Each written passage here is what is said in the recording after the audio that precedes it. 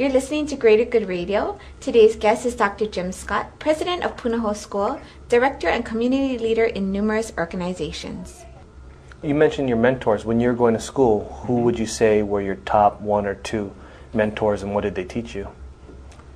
Well, I had a 7th grade science teacher named David Eldridge, and we were always scared of him because he was big and he used to make a lot of noise at us. But one day he held me after school. Scott, stay after school. We're getting back our quizzes, and I got a C+ or I don't know. And he says, you can be doing a lot better. I said, yeah. So I was underachiever, and he says, where do you want to go to college? And I said, Stanford.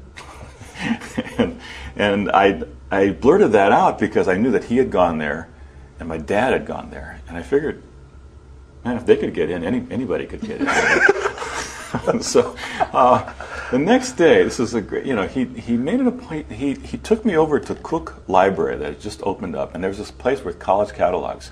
He pulls down the Stanford catalog. He says, take this home and read this because, beyond, you need to have good grades. It's not just a matter of being a good guy. And that was the first time I realized that you had to actually achieve something in order to go to college, and that's 7th grade. So I started to set my goals there. My second mentor was a former football coach, and then David went on to be my baseball coach, but Al Harrington was a young European history teacher one summer at Punahou, and he was my teacher. And he had known my father, and he was the one who said, son, you need to set your goals and go to Stanford because you can do the work there. So early on, I think those are my two mentors there. So you went through the process of going to a great school.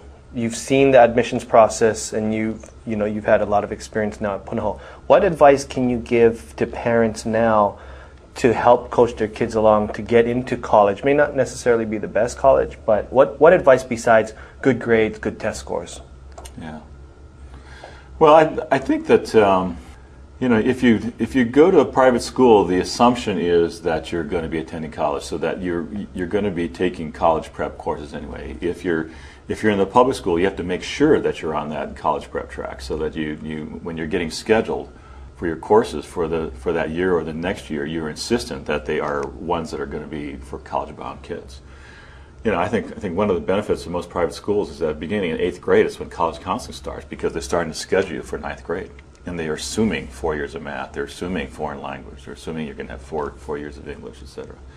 So I think that getting a good schedule, lots of choices, but also I think colleges are looking for a high energy level. So it could be someone that does a lot of things well, it could be someone who really specializes, begins to achieve in a very specific area.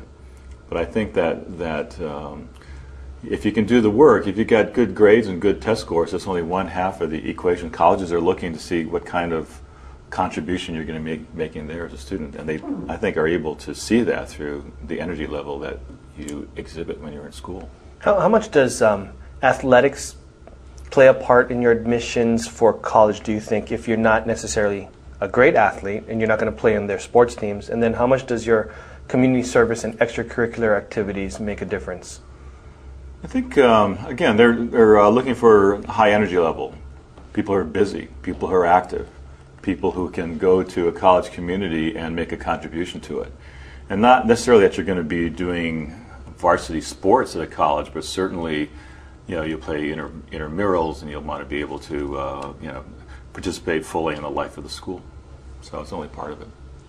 In your position at Punahou now, could you tell us how that position came about and how that choice was for you to leave the mainland and come back home?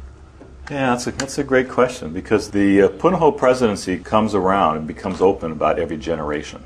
This is my 15th year at Punahou. My predecessor, Rod McPhee, was there for 26 years. His predecessor, John Fox, was there for 24 years. So when you think about, I'm only the 3rd president since the Second World War.